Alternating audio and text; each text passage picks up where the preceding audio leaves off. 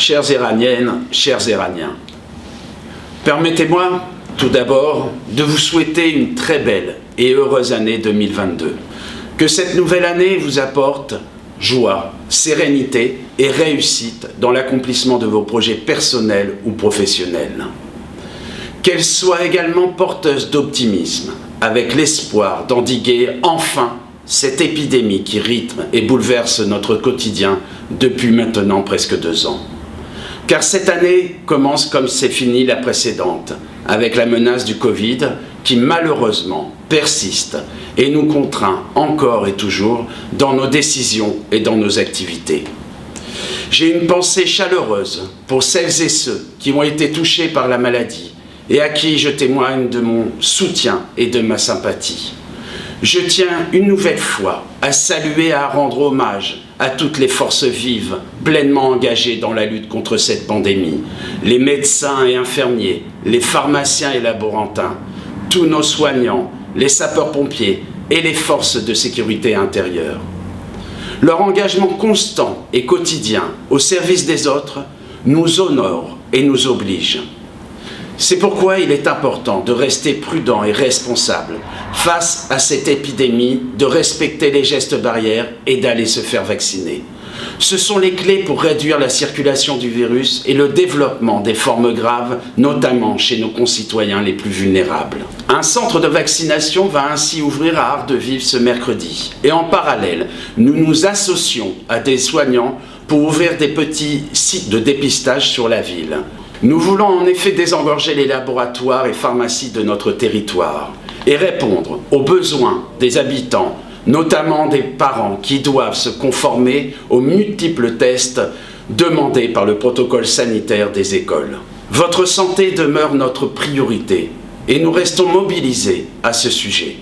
Nous sommes ainsi pleinement engagés pour pérenniser et étoffer l'offre médicale sur la ville. Vous vous en êtes effectivement aperçus. Nous sommes touchés, comme toute la France, par la désertification médicale, le départ à la retraite de nombreux médecins et l'allongement des délais pour trouver un rendez-vous. Après avoir été la première ville du département à financer une maison de santé à la gare, nous travaillons à faire de même prochainement dans les nouvelles résidences qui verront le jour dans le Bas-Noyer. Nous sommes également en lien régulier avec les professionnels de santé du cabinet médical de la Chale pour remplacer les médecins partis. Je suis ainsi heureux de vous annoncer qu'un radiologue avec scanner et IRM s'y installera cette année. Nous espérons que cette arrivée impulse une nouvelle dynamique au sein de ce cabinet et dans la ville. Cette année 2022 sera aussi celle de l'aboutissement de 2 de nos projets structurants pour la ville. D'abord, la réhabilitation et l'extension du gymnase de la Cavée, avec la création de nouveaux espaces et notamment d'une salle des fêtes polyvalente à destination des habitants. Et l'ouverture du groupe scolaire Simone Veil dans le quartier du Bas-Noyer. Ouvrir une école, c'est fermer une prison, disait Victor Hugo en son temps. Nous croyons, nous aussi, et de toutes nos forces, à l'importance des services publics. Implanter, construire et renforcer des équipements publics de proximité, c'est créer du lien social, faire vivre nos quartiers et ancrer la République dans nos territoires. Développer des services publics, c'est aussi faire rayonner notre ville et vous proposer une commune qui vit, qui grandit et qui se réalise. C'est le cœur de notre ambition pour vous et pour Irani. Nous agissons aussi pour garantir votre sécurité et votre tranquillité, car chaque habitant a le droit de vivre dans une ville plus apaisée. Depuis septembre, une brigade de nuit existe au sein de notre police municipale, grâce au recrutement que nous avons fait et qui ont étoffé l'effectif. Elle travaille jusqu'à 1h30 du matin et n'hésitez pas à la solliciter en cas de besoin. Nous aurons également, d'ici la fin de l'année 2022, plus d'une 30aine de caméras réparties dans la ville. La vidéosurveillance est un outil indispensable. Elle permet la résolution des enquêtes, mais a également une fonction de prévention et de dissuasion de la délinquance. Nous croyons en son utilité et la constatons au quotidien dans notre travail.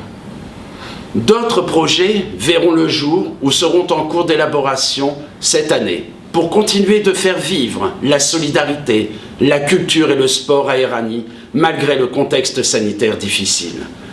Nous l'avons déjà fait cette année en nous adaptant. Nous avons par exemple ouvert une microfolie à la bibliothèque. Ce musée numérique vous invite à découvrir à distance de nombreux musées et une immensité de collections d'œuvres d'art, une chance inouïe et un véritable outil de démocratisation culturelle dont je vous invite à profiter massivement. Nous mettons ainsi un point d'honneur à proposer des actions et des mesures envers tous les publics, aux plus jeunes comme à nos aînés, et nous continuerons en ce sens. Tout ceci en poursuivant notre engagement de ne pas augmenter la part communale des impôts locaux. Car nous gérons avec rigueur et responsabilité les deniers publics. Nous n'avons pas été élus pour peser sur votre pouvoir d'achat. L'amélioration et l'embellissement de votre cadre de vie demeurent notre boussole, servir l'intérêt général, notre leitmotiv. Chacune et chacun doit pouvoir s'épanouir à Éragny, à être fier d'y habiter, et vous pouvez compter sur notre pleine mobilisation pour maintenir ce cap. Chères Éragniennes, chers Éragniens, je vous renouvelle tous mes vœux pour cette nouvelle année et vous souhaite le meilleur.